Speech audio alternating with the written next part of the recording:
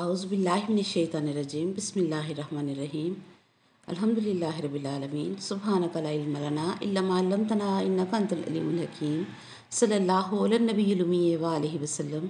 अस्सलामु अलैकुम रहमतुल्लाहि व बरकातुहू। जी जनाब, क्या हाल अहवाल हैं आप सबके। रब्बुल इज़्ज़त हमें नबी पाक सल्लल्लाहु अलैहि वसल्लम और उनकी आले पाक के सदक़े में कबूल फरमा के रखे और हमारा ये मिल बैठना और हमारा ये मिलकर ज़िक्र मोहम्मद सल्लल्लाहु अलैहि वसल्लम और ज़िक्र आले मोहम्मद सल्लल्लाहु अलैहि वसल्लम सुनना कबूल व मंजूर फरमाए और हमें इसका फैज़ और नूर नसीब फरमाए ईमान के बुलंद तरीन दर्जात की सूरत में। रब्बुल इज़्ज़त तीसरे पारे के आगाज़ में इरशाद फरमाता है, तिलकल रुसुलु फज़्ज़लना बादहुम अला बादिन। अल्लाहु अकबर। रब फरमाता है, सब अम्बिया मैंने बराबर नहीं बनाए, छोटे भी बनाए बड़े भी बनाए, और तमाम अम्बिया अपनी अपनी हैसियत में मुतमईन रहकर दुनिया से गए। ये तमाम अम्बिया जानते थे कि हमारे दर्जात का फ़ैसला अल्लाह करीम ने किया है और अल्लाह करीम की तौहीद इसी बात में पोशीदा है कि अल्लाह करीम आदिल है। अल्लाह अकबर। और अम्बिया अलैहिस्सलाम अल्लाह करीम को आदिल मानते हैं कि जो दर्जात में बड़े थे उन्होंने ना तकब्बर किया और जो दर्जात में छोटे थे उन्होंने बड़े दर्जों वाले अम्बिया से हसद नहीं किया। यानी वो जानते थे कि जब फ़ैसला अल्लाह अकबर करे तो सबसे बड़ा फ़ैसला करे तो हसद भी छोड़ देते हैं और तकब्बर भी छोड़ देते हैं। सुभान अल्लाह। अल्लाह करीम ने इस आयत में वाज़े कर दिया है कि ये दोनों चीज़ें इंसान को तंग ही करती हैं। मुतकब्बर की भी इज़्ज़त नहीं होती और हसद करने वाले हासद भी की इज़्ज़त नहीं होती और वो हमेशा ज़हनी अजाब में मुब्तला रहता है। ये दर्जात तो आम इंसानों में भी अल्लाह करीम ने रखे हैं। चौधरी का बच्चा पैदा होते ही 1 या 2 मुरब्बा ज़मीन का मालिक हो जाता है। पटवारी उसके नाम चौधरी बाप की ज़मीन में से उसका हिस्सा लिख देता है। और बाज़ इंसान ऐसे भी पैदा होते हैं कि पैदा होते ही उनके नाम कुछ भी नहीं लगता, यहाँ तक कि साइकिल तक विरसे में नहीं मिलता। अब जिसके पास ज़मीन नहीं है या कुछ भी नहीं है वो भी अल्लाह के बंदे हैं और साहिबान ज़मीन चौधरी भी अल्लाह करीम के बंदे हैं। अब अम्बिया अलैहिस्सलाम से सीखें कि अल्लाह करीम को आदिल मान जाएं, जिसको उसने जहाँ रखा है सही रखा है। मालूम हुआ इंसान इन दोनों बीमारियों से निजात पा सकता है अगर अल्लाह करीम के किए गए फ़ैसले को मान ले और अल्लाह करीम को आदल मान ले कि मेरे रब ने मेरे साथ अदल के साथ हालात रखे हैं। अल्लाह करीम की कायनात में सबसे पहले लानत उतरी तकब्बर की वजह से और सबसे पहला बंदा जहन्नमी हुआ हसद की वजह से, और शैतान ने तकब्बर करके लानत ली और काबील ने अपने भाई हाबील को कत्ल किया तो जहन्नम में गया। सबसे पहला कत्ल हसद की वजह से हुआ। मालूम हुआ आदम अलैहिस्सलाम का बेटा भी हसद करे, नबी का बेटा भी हसद करे तो जन्नत में नहीं जा सकता। और जालिम अगर नबी का बेटा भी होगा तो उसकी मजम्मत होगी, उसे बुरा भला कहा जाएगा, उससे दुश्मनी रखी जाएगी, उससे तबर्रा और बेजारी का इजहार किया जाएगा कि जालिम से दुश्मनी मजलूम से हमदर्दी करना है और अल्लाह के नज़दीक ये काम पसंदीदा है। जब जहन में अल्लाह करीम की तौहीद अदल के वसीले से समझ आएगी तो हम असले तौहीद को पालेंगे कि अल्लाह करीम को एक मानने के बाद पहले उसको आदिल माने। अल्लाह अकबर। कि हमें उसने जिस ख़ानदान में पैदा किया, जो वालिदैन अता फरमाए, जो बहन भाई अता फरमाए, उसने हमारे बारे में जो भी फ़ैसला किया है हमारी तकदीर मुकद्दर का, वो उसने पूरे अदल के साथ किया है। और इसके बाद नबी करीम सल्लल्लाहु अलैहि वसल्लम को रसूलुल्लाह माने और फिर बाद में वलायत और इमामत को तस्लीम करें तो इन तमाम तर तफरीक़ात से हम निजात पा जाएंगे कि फ़लाँ के पास ज़्यादा क्यों है और फ़लाँ जो है वो हमसे ज़्यादा दर्जे में बड़ा क्यों है। इसी तरह से अल्लाह करीम आगे फरमाता है, मिनहुम मन कल्लमल्लाहु व रफ़अ बादहुम दरजात। उनमें से कुछ ऐसे हैं जिनसे अल्लाह ने कलाम किया और इसी तरह हम बाज़ों को बाज़ों पर दर्जे देते हैं। मालूम हुआ हर नबी पर वही आई मगर अल्लाह हर नबी के साथ बोला नहीं, बोला अल्लाह करीम सिर्फ मूसा अलैहिस्सलाम के साथ। मालूम हुआ जिससे अल्लाह करीम बोले उसका दर्जा और है और जिससे ना बोले उसका दर्जा और है। और मूसा अलैहिस्सलाम ने फरमाइश की थी तो अल्लाह करीम ने कलीमुल्लाह बना दिया। जिन अम्बिया अलैहिस्सलाम से नहीं बोला मतलब ये नहीं है कि उनसे नाराज़ था, लेकिन बात दर्जात की है, उनके दर्जे और थे। और मिराज की रात नबी करीम सल्लल्लाहु अलैहि वसल्लम आगे चले गए और जिब्रील अमीन अलैहिस्सलाम पीछे रह गए थे اور اگر جبریل امین علیہ السلام پیچھے نہ رہتے تو یہودی قوم مسلمانوں کو پکڑ لیتی کہ ہمارے نبی سے تو اللہ کریم بولا بھی ہے اور تمہارے نبی کے ساتھ بولا نہیں، اس لیے جبریل امین علیہ السلام کے بغیر بھی وحی ہوئی اور جبریل علیہ السلام بھی پیچھے رہ گئے تاکہ عظمت مصطفیٰ کریم صلی اللہ علیہ وسلم سمجھ میں آ جائے۔ یاد رکھیں، رفع سے مراد بلندی ہے۔ رفع بعضهم درجات فرما کر واضح کیا کہ ہمارے درجے بلندی کیے ہیں، ہم نے بعض کو بعض پر بلندی درجات عطا فرمائی ہے۔ پھر فرمایا وَآتَيْنَا عِیسَیٰ ابْنَ مَرْیَمَ الْبَیِّنَاتِ وَأَیَّدْنَاهُ بِرُوحِ الْقُدُسِ، اور دوسرا نبی عیسیٰ ابن مریم کو ہم نے روشن نشانیاں دے کر روح القدس کے ذریعے قوت دی۔ دونوں انبیاء کے درجات بیان فرمائے۔ یاد رکھیں، درجات عمر سے بلند نہیں ہوتے، درجات اللہ کریم بلند فرماتا ہے۔ ہم میں اور سید بادشاہوں میں درجات کا فرق ہے۔ ہم بزرگ بھی ہو جائیں اور سید خاندان کا بچہ بھی سامنے بیٹھا ہو تو وہ بچہ ہو کر درجے میں ہم سے بلند ہے۔ سید بادشاہ نیچے بیٹھ کر سننے والے اور درس قرآن دینے والا غیر سید کرسی پر بیٹھ کر خطاب کر رہا ہے، مگر پھر بھی درجے میں چھوٹا ہے کہ یہاں فرق صرف مکروہ یا کراہت کا نہیں ہے، بلکہ فرق حلال اور حرام کا ہے کہ غیر سید پر صدقہ حلال ہے اور سید خاندان پر صدقہ حرام ہے۔ یہ اللہ کریم کی طرف سے درجہ بندی ہے، اور درجوں میں حلال حرام کا فرق ہو تو ہم سری کا برابری کا تصور نہیں کیا کرتے۔ اللہ اکبر۔ مولا علی کی نسل میں 1500 سال تک کے بعد کا سید غیر سید کے درجے میں الگ ہے تو مولا علی پاک خود غیر سید سے کیسے برابر ہو سکتے ہیں؟ اسی طرح سے نبی کریم صلی اللہ علیہ وسلم اور ان کا خاندان تطہیر جو ہے، ان کا رتبہ اور مرتبہ الگ ہے۔ ملا انہیں اپنے جیسا سمجھاتا بھی ہے اور سمجھتا بھی ہے، یہ انتہا درجے کی غلطی ہے اس کی۔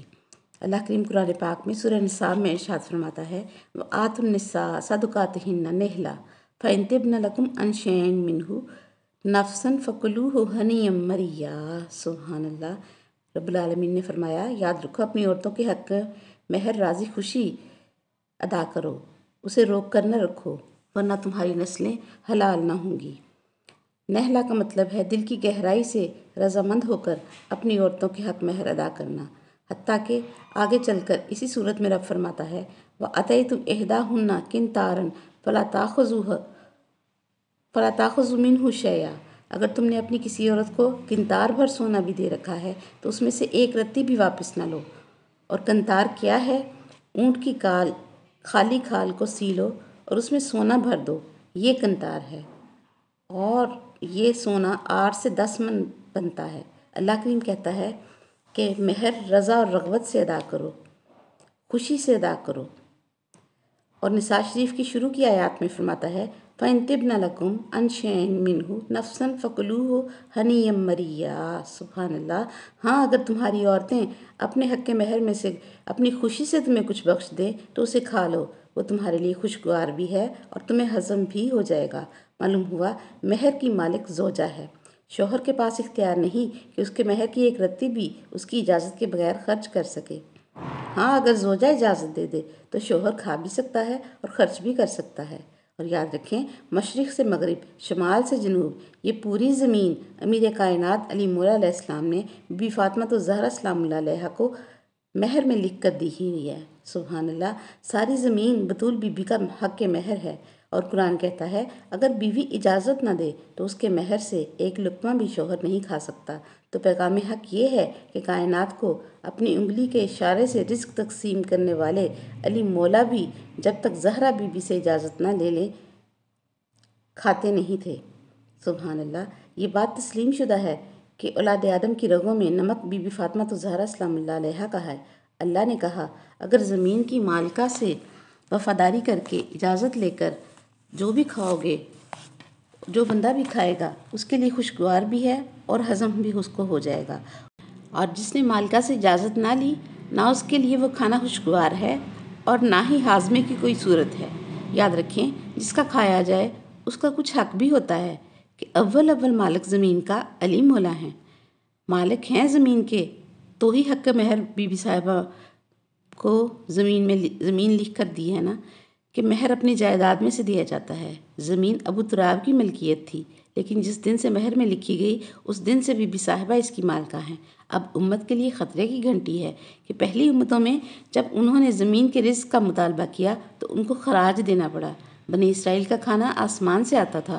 جی بھر گیا تو کہنے لگے، یا موسیٰ لن نصبر علی طعام واحد فادع لنا ربک یخرج لنا مما تنبت الارض۔ اللہ اکبر، سبحان اللہ۔ کہنے لگے، اے موسیٰ، ہم سے ایک ہی کھانا روز نہیں کھایا جاتا، اللہ سے کہہ ہمیں رزق زمین میں سے دے۔ موسیٰ علیہ السلام نے آسمان کی جانب دیکھا تو اللہ کریم نے فرمایا، آسمان کا مفت مل رہا تھا، اب زمین سے رزق مانگتے ہیں تو زمین کا مالک کوئی اور ہے، اس کی قیمت دینا ہوگی، زمین کے مالک کو خراج دینا ہوگا۔ کیا دینا ہوگا یہ بھی رب نے قرآن میں بتایا، قُلْ نَدْخُلُوا هَٰذِهِ الْقَرْيَةَ فَكُلُوا مِنْهَا حَيْثُ شِئْتُمْ رَغَدًا وَادْخُلُوا الْبَابَ سُجَّدًا وَقُولُوا حِطَّةٌ نَغْفِرْ لَكُمْ خَطَايَاكُمْ وَسَنَزِيدُ الْمُحْسِنِينَ۔ سبحان اللہ۔ رب ارشاد فرماتا ہے، وہ سامنے بستی ہے، اس میں اتر جاؤ، وہاں زمین کا رزق تمہیں ملے گا، لیکن ایک شرط ہے کہ بستی کے دروازے سے سجدہ کرتے ہوئے گزرنا۔ اللہ اکبر۔ رب دروازے کا سجدہ کروا رہا ہے۔ دروازہ لکڑی کا نہیں تو چاندی کا ہوگا، چاندی کا نہیں تو سونے کا ہوگا، ہیں تو یہ تینوں چیزیں جمادات، اور اللہ کریم بنی اسرائیل کو دروازے سے سجدہ کرتے ہوئے گزرنے کا حکم دے رہا ہے۔ اللہ اکبر۔ مولوی تو شرک کی تفصیل بڑی بتاتا ہے، یہاں ملا بتائے کہ اپنا سجدہ اللہ نے کیوں نہ کروایا، دروازے کا سجدہ کیوں کروایا اللہ کریم نے۔ امام حسن عسکری علیہ السلام سے جب پوچھا گیا کہ کیا شرف تھا اس دروازے میں کہ اللہ نے سجدہ کرتے ہوئے بھی جانے کا حکم دیا، تو امام حسن عسکری علیہ السلام نے فرمایا، یہ دروازے کا شرف نہیں ہے، اللہ نے دروازے کے دائیں اور بائیں میرے نانا اور میرے دادا کی تصویریں لگا دی تھیں اور فرمایا کہ ان تصویروں کو سجدہ کرو اگر زمین کا رزق حلال کرنا ہے تو۔ بظاہر اس زمانے میں نہ ہمارے نبی پاک صلی اللہ علیہ وسلم تھے اور نہ ہی ہمارے مولا علی تھے۔ اس زمانے کے نبی کا نام موسیٰ کلیم اللہ ہے۔ نبی صلی اللہ علیہ وسلم اور علی علیہ السلام کی تصویریں لگا کر اللہ کریم حکم دیتا ہے کہ دروازے کو سجدہ کرو۔ بنی اسرائیل والے ان کی تصویروں کو سجدہ نہ کریں تو ان کے لیے زمین کا رزق حلال نہیں ہوتا، اور ہم اپنے کلمے، اذان اور نماز کی گواہیوں میں صرف محمد رسول اللہ صلی اللہ علیہ وسلم کی گواہی دیں اور علی ولی اللہ کی گواہی نہ دیں تو ہماری عبادتیں کیسے اپنا مقام پا سکتی ہیں، ہمارا ایمان کہاں کا ہوگا۔ یاد رکھیں، اس وقت بھی زمین کا مالک علی مولا تھے۔ بنی اسرائیل والوں نے علی مولا کی تصویر کو سجدہ نہیں کیا تو ان کے اوپر زمین کا رزق حلال نہ ہوا۔ آج یہ زمین علی مولا کی نہیں رہی ہے، یہ بی بی صاحبہ کے حق کے مہر میں علی مولا نے لکھ دی ہے۔ آج زمین کی مالکہ جو ہیں وہ بی بی صاحبہ ہیں، اور ان کے لیے کیا کیا جائے کہ کھانا حلال ہو جائے۔ یاد رکھیں، جب تک لقمہ حلال بندہ نہیں کھاتا تب تک نہ عبادت قبول ہوتی ہے نہ ریاضت قبول ہوتی ہے۔ کہ ایک بار مسجد نبوی کے باہر بچے کپڑے کی گیند بنا کر کھیل رہے تھے تو گیند مسجد میں آ کر گری، سب بچے سہم گئے اور ایک بچہ ان میں سے بولا، میں چھلانگ لگا کر اٹھا کر لے آتا ہوں۔ وہ آیا، اس نے الٹی چھلانگ لگائی، دھڑام سے مسجد میں گھسا اور گیند اٹھا کر لے گیا۔ نبی کریم صلی اللہ علیہ وسلم نے دیکھا اور فرمایا، ھذا ولد الحرام، کہ یہ حرام زادہ ہے۔ اس بچے کا باپ بھی اتفاقاً وہی مسجد میں بیٹھا تھا، اٹھا، گھر گیا اور تلوار نکال کر بیوی سے کہنے لگا کہ وما ینطق عن الہوا کی زبان والے نے، سچی زبان والے نے کہا ہے کہ یہ حرام کا بچہ ہے، میں تجھے نہیں چھوڑوں گا۔ اس کی بیوی بولی کہ ٹھیک ہے، مارنا ہی ہے نا تو اس سچے نبی کے سامنے چل کے مارو، اس کی زبان ما ینطق عن الہوا کا درجہ رکھتی ہے، اس نبی کے سامنے مجھے لے چلو۔ وہ مسجد نبوی میں پہنچے، نبی صلی اللہ علیہ وسلم نے اس مرد کے ہاتھ میں تلوار دیکھی تو پوچھا، کیا ہوا ہے؟ بیوی بولی، یا رسول اللہ صلی اللہ علیہ وسلم، آپ بہتر جانتے ہیں کہ میں نے خیانت نہیں کی، لیکن یہ آپ کے حوالے سے تلوار نکال کر میرا سر کاٹنے آ گیا ہے۔ تو نبی صلی اللہ علیہ وسلم نے فرمایا، تو بچ گیا ہے، اگر تو اس کا سر کاٹ دیتا تو تجھے کائنات کے لیے میں عبرت کا نشان بنا دیتا۔ میں نے تجھے یہ کہا تھا کہ یہ بچہ حرام زادہ ہے، زنا زادہ نہیں کہا تھا میں نے۔ اس نے سوال کیا کہ حرام زادے میں اور زنا زادے میں کیا فرق ہے؟ تو نبی کریم صلی اللہ علیہ وسلم نے فرمایا، یاد کر، ایک رات بارش ہو رہی تھی اور تیرے گھر آگ جلانے کا سامان نہیں تھا، تو نے اپنے ہمسائے کی چھت کے کچھ سرکنڈے آگ جلانے کے لیے کھینچ لیے تھے، لیکن اس سے اجازت نہ لی تھی، ان سرکنڈوں کی آگ جلائی، اس پر چپاتی پکی، وہ چپاتی تم نے کھائی اور اس سے تمہارا نطفہ بنا، تو نطفہ جو بنا وہ حرام کا بنا، تو پھر یہ بچہ حرامی نہ ہوا؟ اب سمجھ لیں، مدینے کے یہودی کی چھت کے تنکے سرکنڈے بغیر اجازت کے جلائے جائیں تو نسلیں حلال نہیں ہوتی، تو بی بی صاحبہ کی زمین کا رزق ان سے مودت اور اجازت کے بغیر کھایا جائے تو کیا ہوگا؟ زمین کی مالکہ اور ان کی آل سے محبت رکھ کر ان کے شوہر علی مولا کی ولایت کا عقیدہ اور اقرار دل و زبان سے کرو تاکہ رزق حلال ہو سکے۔ بات صرف رزق تک نہیں ہے، مالکہ ہیں بی بی صاحبہ ساری زمین کی، اور زمین پر رہنا اس شخص کا حلال نہیں ہے جس سے بی بی صاحبہ راضی نہیں ہیں۔ زمین پر گھر بنانا، نسلیں بڑھانا اس کے لیے حلال نہیں ہے جب تک ملیکۃ الارض راضی نہ ہوں۔ سبحان اللہ۔ دنیا میں آ کر پہلا سانس لینے سے لے کر آخری ہچکی تک، بلکہ دفن ہونے تک بھی ہم جو ہیں زمین کے محتاج ہیں۔ قبریں بھی زمین پر ہی بنتی ہیں۔ یہ جو ملا ڈراتا رہتا ہے کہ فشار قبر ہوگا اور کہتا ہے کہ زمین چاروں طرف سے کھل جائے گی اور پھر چاروں طرف سے دوڑ کر آئے گی، پسلیوں سے پسلیاں ٹکرا کر جسم کا سرما بنا دے گی، اللہ اکبر استغفر اللہ۔ امام عسکری علیہ السلام ارشاد فرماتے ہیں کہ فشار قبر ہے ہی اس کے لیے جو مالک کی وفاداری نہ کر سکا، جو اجازت نہ لے سکا اور فشار قبر کا شکار ہوگا۔ مشہور حدیث مبارکہ ہے، بھری محفل میں نبی کریم صلی اللہ علیہ وسلم نے فرمایا، ان اللہ یغضب لغضب فاطمہ ویرضی لیرضاہ۔ سبحان اللہ، اللہ غضبناک ہو جاتا ہے اس وقت جب فاطمہ غضبناک ہوتی ہے، اور راضی ہو جاتا ہے اللہ اس وقت جب فاطمہ سلام اللہ علیہ راضی ہو جاتی ہے۔ اس سے بڑی فضیلت بی بی صاحبہ کی کیا ہوگی کہ اللہ ان کے راضی ہونے پر راضی ہو جاتا ہے، اور اس بی بی صاحبہ کے غضبناک ہونے پر اللہ غضبناک ہو جاتا ہے، چاہے وہ کوئی بھی ہو۔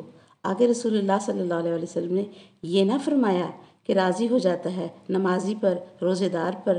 نبی صلی اللہ علیہ وسلم نے فرمایا کہ بطول جس سے راضی ہو، وہ جتنا بڑا خطا کار کیوں نہ ہو، اگر بطول راضی ہے تو وہ راضی ہو جاتا ہے۔ اب سوچیں، سمجھیں، اللہ کا غضب اور رضا منسوب ہے بی بی صاحبہ کی رضا اور غضب سے۔ یاد رکھیں، یہ بندے کی بات نہیں ہو رہی، اللہ کریم کی بات نبی صلی اللہ علیہ وسلم نے بتائی ہے کہ بندہ ایک وقت میں غضبناک ہو تو اس وقت میں راضی نہیں ہوتا، اور جب راضی ہوتا ہے تو اس وقت اسے غصہ نہیں آیا ہوتا۔ یہ دونوں حالتیں ہیں، راضی ہونا ایک حالت ہے اور غضبناک ہونا دوسری حالت ہے۔ اللہ کریم حالتیں نہیں بدلتا، جو حالت بدلے وہ اللہ نہیں ہوتا۔ اللہ تو ہے ہی وہی جو جب سے ہے جب تک ہے، ایک ہی حالت میں ہے۔ کل یوم ہوا فی شان، اس کی شان میں آیت ہے، سبحان اللہ۔ اور یہ حدیث مبارکہ متفق علیہ حدیث ہے، تمام کتابوں میں درج ہے کہ بی بی صاحبہ کے راضی ہونے سے اللہ راضی ہوتا ہے، اور بی بی صاحبہ کے غضبناک ہونے پر اللہ غضبناک ہو جاتا ہے۔ یہ صفتیں مخلوق کی تو ہیں، خالق کی نہیں ہیں۔ اب غور کریں، عظمت سیدہ سلام اللہ علیہا کو سمجھیں، جس بی بی کو راضی رکھنے کے لیے اللہ کریم مخلوق کی سطح پر اتر آئے۔ اس بی بی کا مقام و مرتبہ انسانی شعور میں آ ہی نہیں سکتا۔ یہ تبدیلی حالات بندوں کے لیے ہیں، مخلوق کے لیے ہیں، عبد کے لیے ہیں، معبود اور خالق کے لیے نہیں ہیں۔ وہ تو لم یزل ذات ہے، کبھی بی بی صاحبہ کے لیے وہ بندگی کے مزاج تک آ جاتا ہے۔ اور نبی صلی اللہ علیہ وسلم نے جو فرمایا ہے کہ لنا ما اللہ حالات اذ نحن ہوا وہو نحن، کہ ہمارے اللہ کے ساتھ کچھ ایسے حالات بھی ہیں جب وہ ہم ہوتا ہے اور ہم وہ ہوتے ہیں۔ 73 فرقوں کی کتابوں میں یہ حدیث موجود ہے، آپ اس بات کی تلاش کر کے تسلی کر سکتے ہیں۔ سبحان اللہ۔ حدیث نبی پاک صلی اللہ علیہ وسلم ہے کہ اگر علم کا کوئی بدن ہوتا تو وہ علی بنتا، اور اگر علم کا کوئی جسم ہوتا تو وہ حسن مولا ہوتے، اور اگر شجاعت کا کوئی پیکر ہوتا تو حسین مولا بنتے، اور اگر کمال الہی کو بدن عطا ہوتا تو بی بی فاطمہ الزہرا سلام اللہ علیہا ہوتی۔ سبحان اللہ۔ اللہ کریم کی صفات کی بنیادی طور پر دو قسمیں ہیں، ایک جلالی صفات، دوسرا جمالی صفات۔ مثلا رحمان، رحیم، خالق، رازق، لطیف، رؤوف، یہ سب یا اس سے بھی زیادہ ہوں، یہ جمالی صفتیں ہیں۔ وہ قادر ہے، وہ قہار ہے، وہ جبار ہے، وہ مذل ہے، یہ اس کی جلالی صفات میں سے ہیں۔ کروڑوں اربوں صفات الہیہ ان دونوں صفتوں میں سما جاتی ہیں۔ اللہ نے اپنے جلال کو جمع کیا، اس سے علی مولا بنا دیے۔ جلال الہی کہہ دو تو بھی علی، علی مولا کو علی کہہ دو تو بھی ایک ہی بات ہے۔ اسی لیے قرآن میں علی مولا کو اللہ تعالیٰ نے ذوالجلال فرمایا کل من علیہ فان ویبقى وجہ ربک ذوالجلال والاکرام۔ رب نے کہا زمین پر ہر شے فنا ہو جائے گی اور وہ وجہ اللہ باقی رہے گا جو ذوالجلال بھی ہے اور ذوالاکرام بھی ہے۔ سبحان اللہ، اللہ کریم صاحب جلال بھی ہے اور صاحب جمال بھی ہے۔ ہماری لغت میں جلال کا معنی غصہ ہے اور جمال کا معنی خوبصورتی ہے۔ جمال چاہے بشر میں بھی ہو، جب حد سے بڑھنے لگتا ہے تو پردے میں آ جاتا ہے۔ کہ یوسف علیہ السلام کے چہرے پر حجاب ہوتا تھا، لوگ جلوہ ان کا برداشت نہ کر سکتے تھے۔ موسیٰ علیہ السلام نے جب سے کوہ طور پر تجلی دیکھی تھی تب سے موسیٰ علیہ السلام نے چہرہ ڈھانپ لیا تھا۔ ان کی بیوی جو کہ شعیب علیہ السلام کی بیٹی تھی، نبی کی بیٹی تھی، وہ بھی اپنے شوہر کا چہرہ نہ دیکھ سکتی تھی۔ نبی زادی ہونے کے باوجود بے ہوش ہو جاتی تھی کہ تجلی کا اثر اتنا زیادہ تھا۔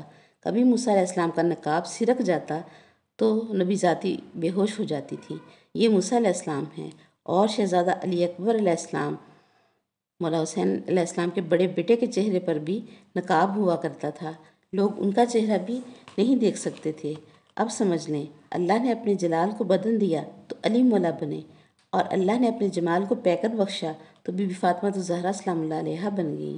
سبحان اللہ، اب اللہ کریم کا سارا جلال علی مولا ہیں، اسی لیے تو موت علی مولا سے ڈرتی ہے۔ فرشتوں کو علی مولا کو دیکھ کر کب کبھی طاری ہو جاتی ہے کہ وہ جانتے ہیں کہ علی مولا جلال الہی ہے۔ اللہ اکبر۔ محبوب خدا نبی کریم صلی اللہ علیہ وسلم ایک دن تنہائی میں بیٹھے سوچ میں پڑے ہوئے تھے کہ اللہ کا محبوب میں ہوں، جس کا دل نہیں ہے میں اس کے دل میں رہتا ہوں، اور اللہ کا حکم ہے کہ دین کی تبلیغ کرو۔ اب میرے ارد گرد کفر، شرک، الحاد، نفاق کی آندھیاں ہیں، یہ میرا چراغ ہدایت بجھانے کی کوشش کریں گی۔ اللہ اکبر۔ میرے محب کا بدن ہوتا تو وہ میری پہرے داری کرتا کہ جبریل امین علیہ السلام آ گئے اور عرض کی یا رسول اللہ صلی اللہ علیہ وسلم، گھبرانے کی ضرورت نہیں ہے۔ یہ جو میں نے علی کو، اللہ کہتا ہے کہ یہ جو میں نے علی کو ازل سے عین اللہ، اذن اللہ، وجہ اللہ، لسان اللہ، نفس اللہ اور جنب اللہ کہا ہے، اس کو پیکر کبریائی میں نے ازل سے بنایا ہی اس لیے ہے کہ یہ تیرے پیچھے چلے گا اور آپ سمجھنا علی نہیں، جلی آپ کے ساتھ چل رہا ہے۔ سبحان اللہ۔ علی مولا خدمت کرتے رہے رسول اللہ صلی اللہ علیہ وسلم کی، حتیٰ کہ ایک رات وہ نبی پاک صلی اللہ علیہ وسلم کا صدقہ بن کے سو گئے۔ مولا علی رسول اللہ صلی اللہ علیہ وسلم کا صدقہ اور فدیہ بن کر سو گئے۔ جن کی اپنی نسلوں پر صدقہ حرام ہے وہ ہجرت کی رات خود صدقہ بن گئے۔ اللہ اکبر۔ اس لیے اس سے بڑی قربانی علی مولا کیا دیتے؟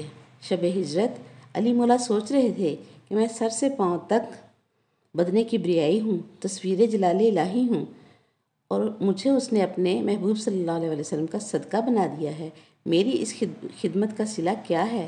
ابھی یہ سوچ آئی ہی تھی علی مولا کو کہ بغیر جبریل علیہ السلام کے آواز آئی، یا علی، دل چھوٹا کرنے کی ضرورت نہیں ہے۔ اگر میں نے اپنے جلال کو محمد رسول اللہ صلی اللہ علیہ وسلم کے پیچھے چلایا ہے تو میں اپنے جمال سے تیرے نالین صاف کرواؤں گا، یہی میرا عدل ہے۔ سبحان اللہ۔ یہ توحید کے کیے ہوئے سودے ہیں۔ اس خاندان تطہیر سے اپنے سب کام لیے اللہ کریم نے، بے نیاز ہوتے ہوئے اپنا جلال اپنے محبوب کے پیچھے چلایا اور اپنے جمال کو اپنے جلال کی خدمت پر لگا دیا، یعنی بی بی صاحبہ کو ان کی محکومہ بنا دیا۔ سبحان اللہ۔ مطیع اس کو کہتے ہیں جو اطاعت کرنے والا ہو، اور مطاع اس کو کہتے ہیں جس کی اطاعت کی جائے۔ اللہ کریم کی اطاعت، رسول اللہ صلی اللہ علیہ وسلم کی اطاعت اور اولو الامر منکم کی اطاعت۔ قرآن فرماتا ہے اطیعوا اللہ و اطیعوا الرسول و اولی الامر منکم۔ اب پتہ چلا کہ اللہ اور رسول اللہ صلی اللہ علیہ وسلم مطاع ہیں، مطیع نہیں ہیں، اور اولو الامر کی بھی اطاعت کرنے کا حکم ہے، اور اولو الامر علی مولا ہیں۔ اب علی مولا کی اطاعت کائنات کرے گی اللہ اور رسول صلی اللہ علیہ وسلم کی اطاعت کے بعد، اور اللہ جانے بی بی صاحبہ کی ذات میں کیا طلسم ہے کہ نبی صلی اللہ علیہ وسلم نے دنیا چھوڑنے سے پہلے اپنی بیٹی کو بلایا، علی مولا کو بلایا اور فرمایا اے فاطمہ علی کی اطاعت کرنا، اور علی مولا کو کہا کہ اے علی فاطمہ کی اطاعت کرنا، کہ عظمت و مقام ہے دونوں کا، کہ دونوں کو ایک دوسرے کی اطاعت کا پابند کر دیا نبی صلی اللہ علیہ وسلم نے۔ یہ ہمارا وہ نبی ہے جو ما ینطق عن الہوا ان ہوا الا وحی یوحا کی زبان رکھتا ہے، یعنی اللہ کی وحی کہہ رہی ہے کہ بطول علی کی اطاعت کرنا اور علی تم بطول کی اطاعت کرنا۔ مقصد فرمان کیا ہے کہ بطول سلام اللہ علیہ کو فرمایا جا رہا ہے کہ علی کی اطاعت کرنا شوہر کے ناطے تمہارا حاکم ہے، تمہارا مالک اور وارث ہے، اور اے علی بطول کی اطاعت کرنا بیوی سمجھ کر نہیں، اللہ کا جمال سمجھ کر۔ یہی راز رسول اللہ صلی اللہ علیہ وسلم کی تعظیم کرنے میں تھا کہ وہ بی بی صاحبہ کے آنے پر بیٹی کے لیے نہیں اٹھتے تھے تعظیماً، بلکہ صفات کبریائی کے لیے، جمال الہی کے لیے اٹھ جاتے تھے۔ سبحان اللہ۔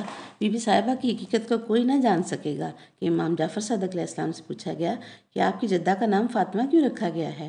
فرمایا فاطمہ کا معنی ہے قطع کرنے والی، کاٹ دینے والی، اور چونکہ مخلوق ان کی معرفت سے منقطع ہے، اور یہ بیوی کل بھی راز تھیں، آج بھی راز ہیں، کل بھی راز رہیں گی۔ اللہ اکبر۔